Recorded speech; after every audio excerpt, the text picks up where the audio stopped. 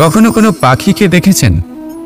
যখন সে প্রথমবার উঠতে চেষ্টা করে, সে বাসা থেকে মাটিতে পড়ে যায়, কিন্তু সে হার মানে না, চেষ্টা করতে থাকে, করতেই থাকে, ডানা ঝাপটাতে থাকে, আর তারপর সে উড়তে শেখে। গোল শালগ্রাম শিলাকে দেখুন, পর্বত থেকে খসে পড়ে, ধাক্কা খায়, জলের প্রবাহ দ্বারা ঘর্ষিত হয়, তারপরে তা শালগ্রামে পরিণত হয়। ভেবে দেখুন, যদি কোনো পাখি প্রথমবার উড়তে গিয়ে এটা ভাবে যে না না, যদি আমি পড়ে যাই তবে, আমার যদি আঘাত লাগে তবে, আর যদি ভয়ের কারণে সে শুরুই না করতে পারে, চেষ্টাই না করে, তাহলে কি সে উড়তে শিখবে? কখনোই নয়। এটাই আমাদের শিখতে হবে, প্রারম্ভ করতে হবে। তা অত্যন্ত গুরুত্বপূর্ণ।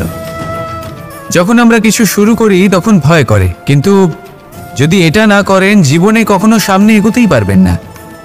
হতেই পারে প্রারম্ভ করার পরে আপনি পড়ে যাবেন, বারবার নিচে পড়ে যাবেন, কিন্তু যদি নিরন্তর চেষ্টা করতে থাকেন, তাহলে একদিন না একদিন আপনি অবশ্যই সফল হবেন। এই শুরু করাটাই সব থেকে বেশি কঠিন। এর দ্বারা ভয়ভীত হবেন না। আসুন আর আমার সাথে ভালোবেসে বলুন, রাধা রাধা। এই সংসারে নির্মাণের বিষয়ে জ্ঞান লাভ করার পূর্বে ধ্বংসের বিজ্ঞান বুঝে নেওয়াও খুব প্রয়োজনীয়। যখনই আমরা ব্যায়াম করি তখন কি হয়? আমাদের পুরনো মাংসপেশি নষ্ট হয়ে যায় এবং সেই মাংসপেশির স্থানে আমরা নতুন মাংসপেশির নির্মাণ করে থাকি। যেমন একটা নতুন ইমারত গড়ে তোলবার পূর্বে পুরাতন ইমারতকে ভঙ্গ করে দিতে হয়, তবেই তো সেই স্থান সজীব হবে, ঠিক কিনা? এবারে জ্ঞান এবং বিজ্ঞান ছাড়াও এমন কিছু আছে যা কিনা অত্যন্ত গুরুত্বপূর্ণ। তা হলো সীমা পার করে যাওয়া। এই যে সীমা, এই যে নিয়ম, তা মানুষের জন্যই বানানো, তাকে নিয়ন্ত্রণ করার জন্য তৈরি করা হয়েছে। এমন অনেক সীমা, এমন অনেক নিয়ম মানুষের জন্য অত্যন্ত মঙ্গলকারী। কিন্তু কিছু এমন সীমা আছে, কিছু এমন নিয়ম আছে যা মানুষের লঙ্ঘন করে যাওয়া অতি আবশ্যক। যতক্ষণ না এই সীমা লঙ্ঘন করছেন, নিজের নতুন অস্তিত্বকে খুঁজেই পাবেন না, সেই স্থানে পৌঁছতেই পারবেন না যেখানে সংসার তাকে চিরস্মরণীয় করে রাখবে। সেই জন্য জীবনে যাই করবেন, সীমা অতিক্রম করে যান। যদি পরিশ্রম করেন, তাহলে সীমা অতিক্রম করে পরিশ্রম করুন। যদি লক্ষ্যের দিকে অগ্রসর হন, তাহলে সীমা অতিক্রম করে অগ্রসর হন। কোনো সীমারেখা যাতে না থাকে, সেই সর্বোচ্চ স্থান দেখুন এবং অগ্রসর হন। এই সংসারে অগ্রসর হওয়ার জন্য এই সীমারেখা বুঝে নেওয়া এবং তা অতিক্রম করার জ্ঞান লাভ করা প্রয়োজনীয়। আসুন আমার সাথে ভালোবেসে বলুন, রাধা রাধা। আসুন আমার সাথে ভালোবেসে বলুন, রাধা রাধা। কোনো বাড়িতে, কোনো পরিবারে যখন কারোর জন্ম হয়, তখন তা কত সুখের মুহূর্ত হয়। সেই ছোট্ট সন্তান যখন কিছুটা বড় হয়, সে হাঁটার চেষ্টা করে, আর সেই প্রক্রিয়াতেও খুব বড় একটা শিক্ষা লুকিয়ে রয়েছে, ঠেলে দেওয়া। যখন আপনি হাঁটতে চান, সামনে এগোতে চান, তখন আপনি কি করেন? নিজের পায়ের তলার যে মাটি, তাকে আপনি পেছনে ঠেলে দেন। ব্যাস, এই একই জিনিস তো জীবনেও শিখতে হবে। এবার যদি আপনি জ্ঞানের পথে অগ্রসর হতে চান, তাহলে অজ্ঞানতাকে পেছনে সরিয়ে দিতে হবে। যদি আপনি প্রকাশের দিকে এগোতে চান, তাহলে অন্ধকারকে পেছনে সরিয়ে দিতে হবে। যদি আপনি ভবিষ্যতে সফল হতে চান, তাহলে অতীতের যে অসফলতাগুলিকে পেছনে সরিয়ে দিতে হবে। যে জল বইতে বইতে থেমে যায়, তাকে আমরা নালা বলে থাকি, তার থেকে দুর্গন্ধ বের হয়। কিন্তু যে জল বইতেই থাকে, তাকেই আমরা পবিত্র জল বলি। তাহলে আপনিও কর্ম করতে থাকুন, কখনো থামবেন না। আর আমার সাথে ভালোবেসে বলুন, রাধা রাধা। যোগাসন। যোগাসনে আসন অত্যন্ত গুরুত্বপূর্ণ। এবার আমি বলবো সবথেকে শ্রেষ্ঠ আসন কোনটি। আশ্বাস। নিজেকে আশ্বস্ত করতে থাকুন যে আমি আছি, সব ঠিক হবে, যা হচ্ছে ভালোর জন্য হচ্ছে। এই আশ্বাস আপনাকে জীবনে এমন ধন্যাত্মক বিশ্বাস দেবে যে আপনি বড় বড় সমস্যার সমাধান করতে পারবেন। এবার যদি কথা বলি সব থেকে কঠিন সময়ের, তাহলে সেটা হলো বিচ্ছেদের। যা মা সীতাকে সহ্য করতে হয়েছে শ্রীরামের জন্য, রাধা কৃষ্ণকেও সহ্য করতে হয়েছে। যে ব্যক্তি বিচ্ছেদের সময় সঠিক পথে চলে এসেছে সে জীবনে অনেক শ্রেষ্ঠ স্থানে অবশ্যই পৌঁছতে পারবে। এবার যদি কথা বলি সব থেকে জরুরি এবং গুরুত্বপূর্ণ সময়ের, তাহলে সেটা হলো সংযোগ। সকলকে সাহায্য করতে থাকুন। আপনি অন্যদের সাহায্য করে তাদের যত আনন্দ দিতে পারবেন ততটাই আনন্দ আপনারও জীবনে অবশ্যই আসবে। আসুন আর আমার সাথে ভালোবেসে বলুন, রাধা রাধা।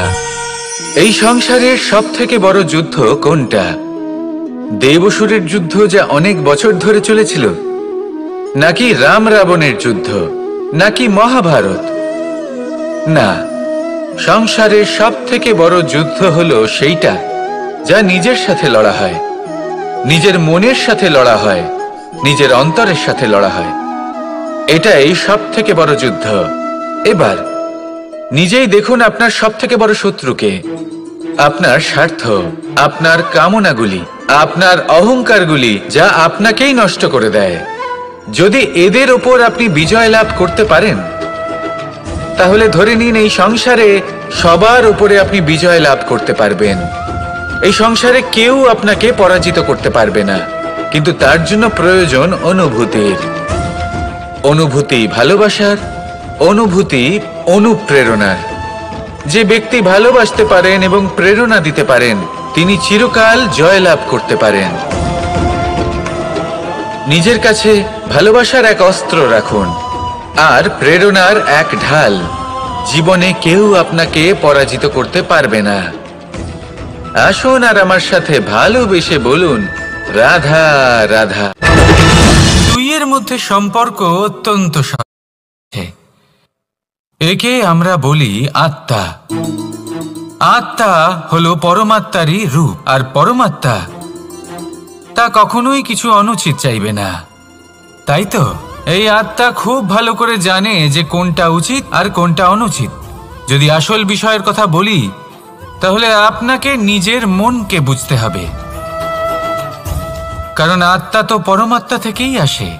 কিন্তু এই মন মানুষ জন্ম থেকেই প্রাপ্ত করে, যার বিকাশ হয় এই সংসারকে দেখে।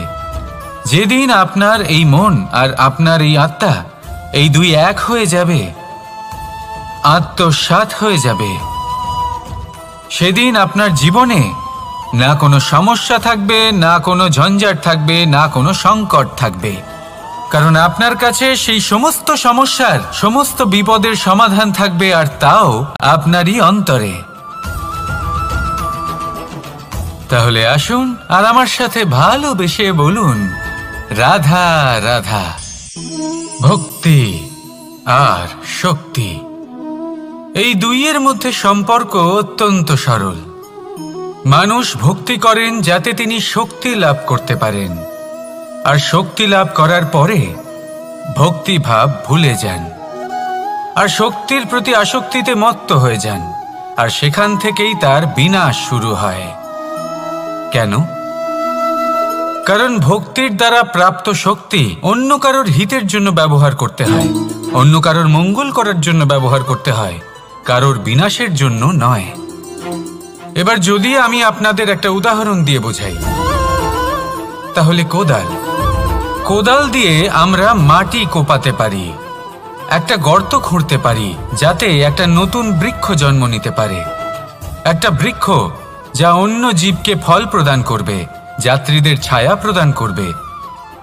কিন্তু এই কোদালের ব্যবহার যদি আমরা অন্য কারোর ক্ষতি করার জন্য করি তাহলে ক্ষতি শুধুমাত্র আমাদেরই হবে।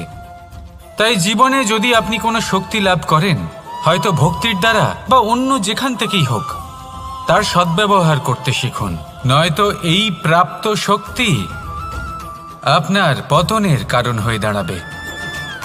তাহলে আসুন আমার সাথে ভালোবেসে বলুন, রাধা রাধা। বরদান অত্যন্ত বিচিত্র এক বিষয়, কিন্তু দেখতে গেলে এই বরদান কি না করতে পারে। এক দরিদ্রকে রাজা বানিয়ে দিতে পারে, একজন দুর্বলকে এই সংসারের সব থেকে শক্তিশালী ব্যক্তি বানিয়ে দিতে পারে। কিন্তু আমরা ভুলে যাই এক অত্যন্ত গুরুত্বপূর্ণ কথা। বরদান এই শব্দের শেষে দান লুকিয়ে রয়েছে। এই দান কথাটা অত্যন্ত গুরুত্বপূর্ণ। আমাদের মনে রাখা উচিত এই বরদান আমরা দানে পেয়েছি, আর তাই তার সম্মান করা উচিত, কখনোই অহংকার করা নয়। আর যে ব্যক্তি বরদান পেয়ে অহংকার করেন তার যা ক্ষতি হয় তা হলো এই বরদান তার থেকে কেড়ে নেওয়া হয়। বর অর্থাৎ শ্রেষ্ঠ, অর্থাৎ বরদানের অর্থ হলো একটা শ্রেষ্ঠ দান, এবং তার ব্যবহার যদি আপনি কারোর ক্ষতি করার জন্য করেন তাহলে ক্ষতি শুধুই আপনার হবে। তাহলে এই বরদানের সম্মান করুন, উচিত পথে চলুন, আর উচিত উদ্দেশ্য নিয়ে এর ব্যবহার করুন, সব কিছু ভালোই হবে। তাহলে আসুন আর আমার সাথে ভালোবেসে বলুন রাধা। বলবে রাধা রাধা। বৃক্ষকে দেখুন, অত্যন্ত শক্তিশালী বৃক্ষ। এটা সবারই প্রিয়, তা সে ছোট হোক বা বড়, বৃদ্ধ হোক বা জোয়ান, সবাই ভালোবাসে এই বৃক্ষকে। আর সত্যি বলতে এই বৃক্ষ সবাইকে সেবা করে, সবাইকে ফল দান করে, সবাইকে ছায়া প্রদান করে। দূর থেকে দেখে মনে হয় এর কোনো পরিচর্যার প্রয়োজনই নেই, কিন্তু একজন কুশল মালী এইভাবে ভাবেন না। তিনি সময় অন্তরে খুব খুঁটিয়ে এই গাছ নিরীক্ষণ করেন, দেখতে থাকেন। যদি কোনো এমন শাখা থাকে যা রোগগ্রস্ত, তাহলে সেটা কেটে আলাদা করে দেন। যদি এমন কোনো শাখা থাকে যা মৃত, তাহলে সেটা আলাদা করে দেন। আর এইভাবে উপযুক্ত দেখাশোনা করার কারণেই এই বৃক্ষ এইভাবে সুস্থ হয়ে থাকে, সতেজ হয়ে থাকে, সবার সেবা করতে থাকে। আপনাকেও নিজের সাথে সেটাই করতে হবে। নিজের জন্য আপনাকে একজন কুশল মালী হয়ে উঠতে হবে, রক্ষা করতে হবে নিজের শরীরের, নিজের মনের। আপনার শরীর যদি রোগগ্রস্ত হয়ে পড়ে তাহলে ওষুধ গ্রহণ করতে হবে। যদি এই মন কোনো এক কারণে বিচলিত হয়ে পড়ে তাহলে তার থেকে নিজেকে মুক্ত করতে হবে। আপনি যদি নিজের যত্ন নেন তবেই এই বৃক্ষের মতো হতে পারবেন, সেই বৃক্ষ যে সবারই প্রিয়, সবাইকেই সেবা করে। আসুন আমার সাথে ভালোবেসে বলুন রাধা রাধা। ভোজনের দ্বারাই শরীর পুষ্টি লাভ করে। ছোটবেলা থেকে আজ পর্যন্ত যাই আপনার ভোজন হয়ে থাকুক, যাই আপনার আহার হয়ে থাকুক, সেই অনুসারেই আপনার শরীর গঠিত হয়েছে। এই ভোজন অত্যন্ত গুরুত্বপূর্ণ, সেই জন্য এর প্রত্যেক অংশকে বোঝা খুব আবশ্যক। প্রথম অংশ, যে আমরা কি গ্রহণ করছি, এই ভোজন কোন স্থান থেকে আসছে সেটা বুঝুন। দ্বিতীয় অংশ, ভোজন কে বানাচ্ছেন। এই ভোজন সর্বশ্রেষ্ঠ তখনই হয় যখন মাতার হাতে তৈরি করা ভোজন হয়। কিন্তু যদি মাতার তৈরি করা ভোজন আপনি প্রাপ্ত নাও করতে পারেন, তাহলে সেই ব্যক্তির ভোজন তৈরি করা উচিত যিনি সাত্ত্বিক। তৃতীয় অংশ, কোন স্থানে আপনি ভোজন গ্রহণ করছেন। যে স্থানে আপনি ভোজন গ্রহণ করছেন তা সাত্ত্বিক হওয়া উচিত, তাহলে অত্যন্ত গুরুত্বপূর্ণ। এবং চতুর্থ সবথেকে গুরুত্বপূর্ণ অংশ, তা হলো এই ভোজন আপনি যার দ্বারা প্রাপ্ত করেছেন, যেখান থেকে প্রাপ্ত করেছেন, যে স্থানে বসে আপনি ভোজন গ্রহণ করছেন তার প্রতি কৃতজ্ঞতা প্রকাশ করুন এবং ভোজন পূর্ণরূপে সমাপ্ত করুন। তবেই এই ভোজন আপনাকে সুখী জীবন দান করবে, সুস্থ শরীর দেবে, আর এই মন তা সুপ্রসন্ন হয়ে বলবে রাধা রাধা। সময় যা সবকিছুকে সমান করে দিতে পারে, যা সব থেকে বেশি শক্তিশালী, সব থেকে বড় সম্পত্তি, সব থেকে বড় শিক্ষক এবং সব থেকে বড় সুযোগ। এই সময় যখন ভালো যায় তখন তা আপনাকে আমিত্বে মত্ত করে তোলে, অহংকারে নিমজ্জিত করে দেয়। আর যখন খারাপ হয় তখন দুঃখের সাগরে নিজের প্রতি ঘৃণাবোধে নিমজ্জিত করে। তাই এই সময় যা এত শক্তিশালী এক সম্পত্তি, এত মহান একটি ধন, তাকে এমনি এমনি নষ্ট হতে দেবেন না। এই সময়ের সাথে কি করবেন, কিভাবে করবেন তা ভাবতে গিয়ে এবং করতে গিয়ে সময় নষ্ট করবেন না। যদি আপনি এই সময় নষ্ট করেন তাহলে সময়ও নিশ্চিত করবে যে আপনার সাথে কি করা উচিত।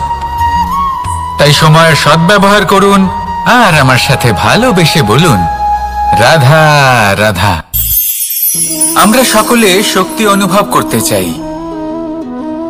এবার যদি আপনাকে জিজ্ঞেস করা হয় যে সবথেকে বেশি শক্তির অনুভব কোথা থেকে করা সম্ভব, তখন কেউ কেউ বলবেন পুষ্টিকর আহার গ্রহণ করলে, ব্যায়াম করলে, কেউ বলবেন ধন লাভ করলে, বন্ধুদের থেকে, পরিবারের থেকে, আদি ইত্যাদি।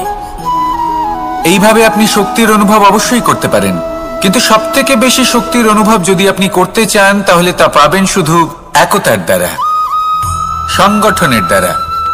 যদি আপনাকে উদাহরণ দিই, নিজের এই হাতটাকে দেখুন, 5টা আঙুল রয়েছে। কোনো একটা বস্তুকে নিজের একটা আঙুল দ্বারা তুলে ধরার চেষ্টা করে দেখুন, বড়ই কষ্ট হবে। তখন আপনি বুঝতে পারবেন যখন এই 5টি আঙুল একত্রিত হয় তখন কোনো কাজ কতটা সহজ হতে পারে। এটাই হলো শক্তি, একতার। সবথেকে ভালো উদাহরণ যদি আপনাকে দিই তাহলে বাঁশি। এই বাঁশি থেকে অত্যন্ত মধুর সুর নির্গত হয় যা সবার মন প্রসন্ন করে দেয়।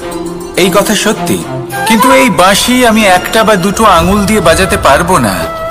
আমাকে প্রত্যেকটা আঙুল ব্যবহার করতেই হবে, তবেই এর থেকে মধুর সুর নির্গত হবে যা সকলকে প্রসন্ন করবে, ঠিক কিনা? ঠিক এইভাবেই যদি আপনি চান যে আপনার জীবনরূপী বাঁশি থেকেও মধুর সুর নির্গত হোক বা সবার মনকে প্রসন্ন করে তুলুক, তাহলে আপনাকেও জীবনে একতা নিয়ে আসতেই হবে। আপনি একাও কর্ম করতে পারেন, পথ চলতেও পারেন, সামনেও এগোতে পারেন, সাফল্যও লাভ করতে পারেন।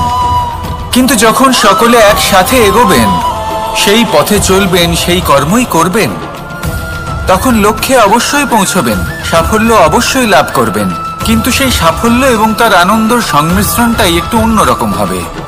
তাই জীবনে ঐক্যবদ্ধ হন, একসাথে মিলে এগোতে থাকুন আর আমার সাথে ভালোবেসে বলুন, রাধা রাধা। জীবনে 2 ধরনের আবেগ রয়েছে যার কোনো মূল্য নেই।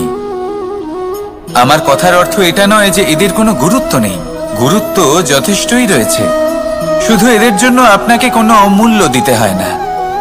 প্রথম আবেগ হলো আনন্দ, প্রসন্নতা। এটা আপনি যে কোনো জায়গায় খুঁজে পেতে পারেন যদি আপনি খুঁজে পেতে চান। আপনি কোনো পুষ্পের সৌন্দর্য দেখে প্রসন্ন হতে পারেন। বায়ুর কারণে যখন একটি বৃক্ষ শিহরিত হয় সেটা দেখে আপনি প্রসন্ন হতে পারেন। একটা ছোট্ট শিশুর কলরব শুনেও আপনি প্রসন্ন হতে পারেন। একটা ক্রন্দনরত বালককে হাসিয়ে আপনি প্রসন্ন হতে পারেন। সবকিছু আপনার উপর নির্ভরশীল। সেখানে আরেকটি আবেগ হলো দুশ্চিন্তা। মানুষ বড়ই দুশ্চিন্তা করতে থাকে। আজ আমি এই কাজ করেছি, সেই বিষয়ে চিন্তা। আজ আমি এই কাজ করতে পারিনি, সেই বিষয়ে চিন্তা। কাল আমাকে এই কাজ করতে হবে, সেই নিয়ে চিন্তা। আমি কি সেই কাজটা করতে পারবো, সেই বিষয়েও দুশ্চিন্তা। চিন্তা সর্বত্র রয়েছে, যার জন্য মূল্য দিতে হয় না। যত চান আপনি একত্রিত করতে পারেন। একটা গুরুত্বপূর্ণ কথা মনে রাখবেন, প্রসন্নতা জীবনের একটা নতুন সূত্রপাত। সেখানে দুশ্চিন্তা হলো জীবনের চিতার সমান। এবার এই দুটি আবেগ হলো মূল্যহীন, দুটোই আপনার সামনে আছে। কোনটা চয়ন করবেন আপনি, দুশ্চিন্তা নাকি প্রসন্নতা? সিদ্ধান্ত আপনারই। আসুন আর আমার সাথে ভালোবেসে বলুন, রাধা রাধা।